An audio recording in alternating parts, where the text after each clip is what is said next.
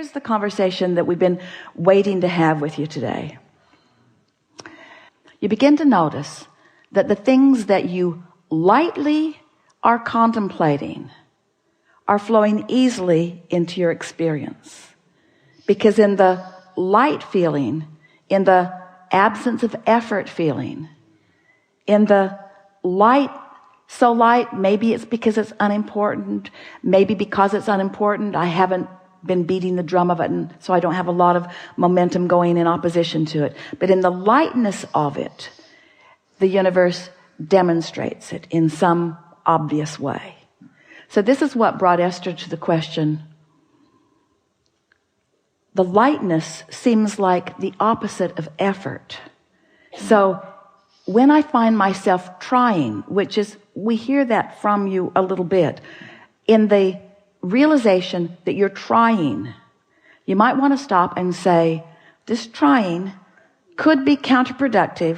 I'm efforting, which means I'm not engaging the energy that creates worlds, which means I think I'll just give this another run tomorrow.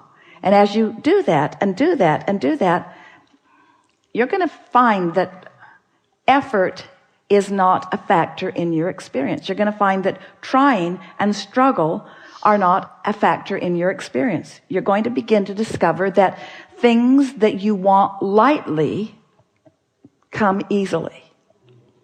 So there's something important to be talking about there. How can I feel light about something I've been so intense about for so long?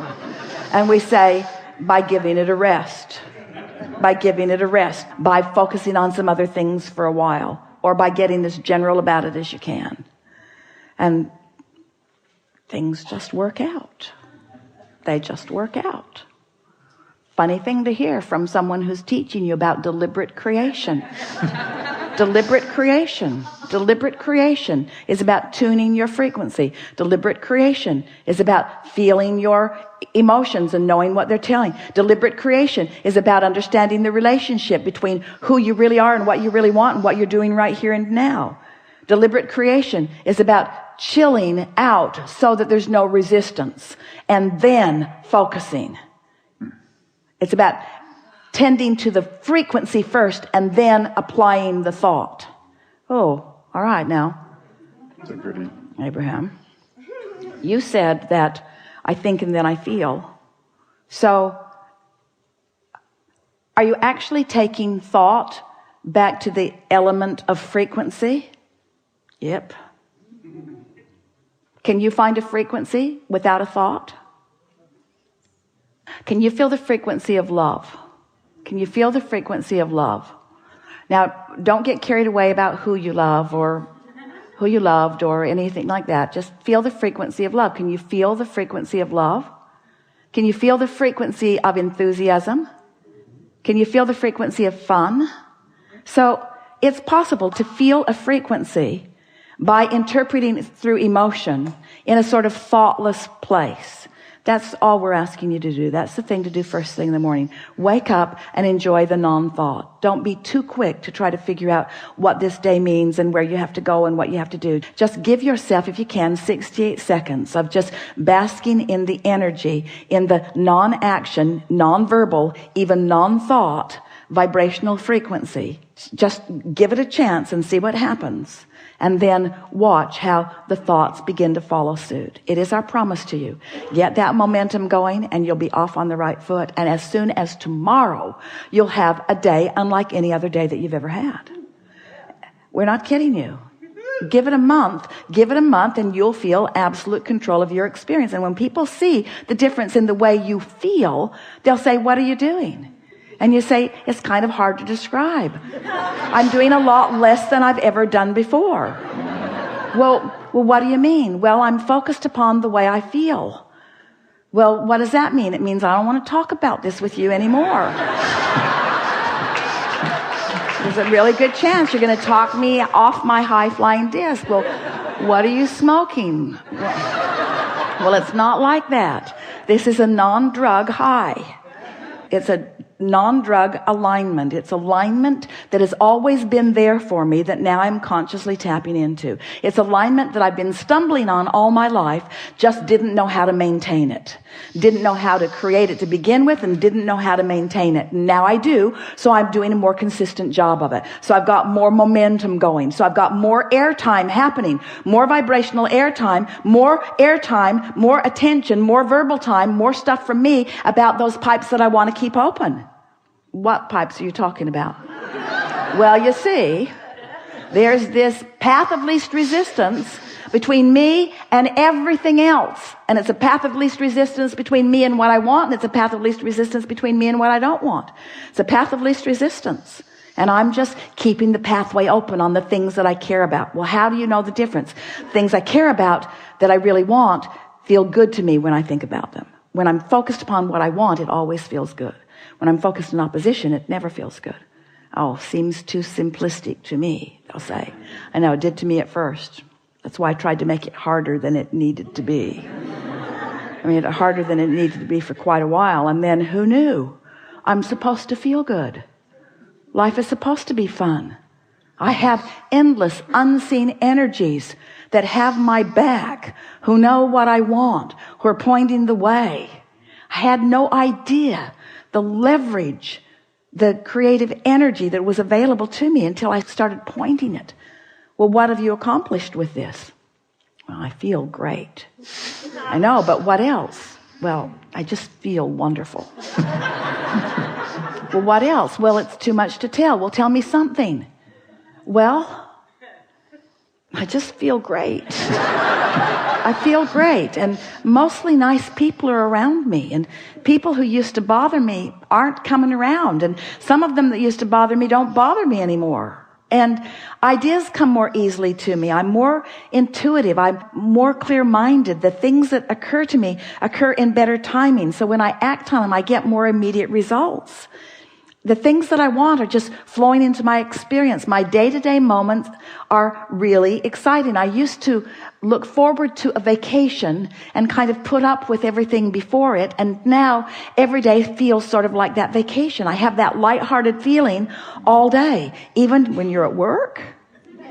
Yeah, especially when I'm at work, because I feel purposeful there and I feel momentum there. And there's this give and take thing that happens with me at work where we're all winning as a result of our co-creating together. It's some of the best time that I spend is when I'm at work.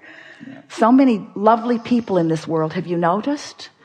Well, not so much. I haven't noticed that so much. Well, that's because I'm on my high-flying disc. I know that's what. Well, now tell me about this stupid disc. How did you get on this high-flying disc? I was born there. I was born there. I talked myself out of it with a lot of help from others who had forgotten about it too. But no, I mean, how did you get on it today? Well, I thought you'd never ask. Well, this morning when I woke up, I just thought happy thoughts.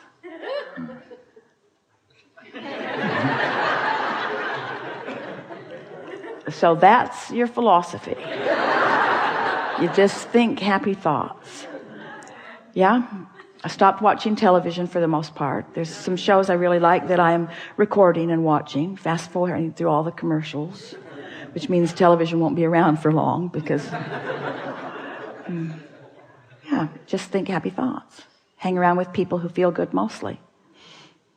Think of reasons to feel good. But mostly, I just get up looking for a reason to feel good and almost always find it immediately. And then I milk it. Some people will think that it's too simplistic, but as you begin to demonstrate how great you feel, and as they begin to see, especially those who know you, the things that they've been hearing you talk about, as they begin to see those things flowing into your experience, as they begin to see your prosperity improving and your laughter more obvious and common, and they begin to notice how clear-minded you are and what good timing you have, what good comedic timing, what good intellectual timing, what good psychological timing, just what good timing.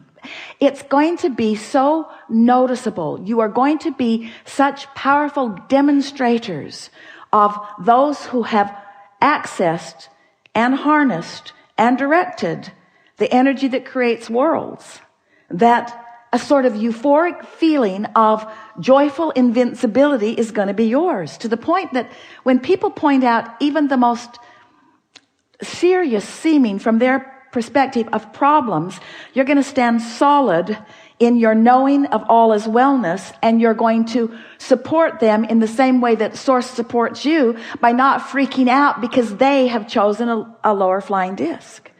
And before you know it, you won't freak out when you find a lower flying disc either. You'll understand how it works. You'll understand that, this is just a step one moment, and that's all part of the process. I'm predominantly now, for the first several years of my life, I was predominantly in step 3 because I was born that way. Then those around me began insisting that I become more accountable, which meant try to compensate for their inability to stay on their disc. We hope you heard that in the way we meant it. So then I had sort of a rough ride for a while, where I was having predominantly step 1 moments. What are step 1 moments? Contrasting moments where I know what I don't want, so I know what I do want. I know what I don't want, so I know what I do want. So I was asking for quite a few years of my life. I was predominantly doing step 1 moments, stumbling accidentally into alignment, but not really knowing what I was doing. But it was a good plan, because during that step 1 phase of my life experience, all of you have passed through that now. I filled my vortex with all kinds of specifics that matter to me. And now you're in the step 3 phase of your life experience, where now getting on the high flying disc, that's your work, that's your work, that's your work, that's your work, that's your work. So I'm done, Abraham? I'm not going to create anymore? Oh no, because you're not going to stay on the high flying disc. You're going to dip. You're going to still have step 1 moments, but you're predominantly going to be living step 3 moments. Occasional step 1 moments, because you can't not expand. You want to continue to clarify, but predominantly step 3 moments. You see what we're getting at? How can I assure predominant step 3 moments? By making sure every day at least starts there. And if we have done the best sales job that we have ever done about anything, we've convinced you to at least give it a go, to at least try to see what happens. And we would so love a repeat of this gathering with these identical magnificent beings 30 days from today, to hear from you what has happened since you have found and established and maintained and enjoyed and understood what it feels like to be on that light-hearted, good feeling high flying disc.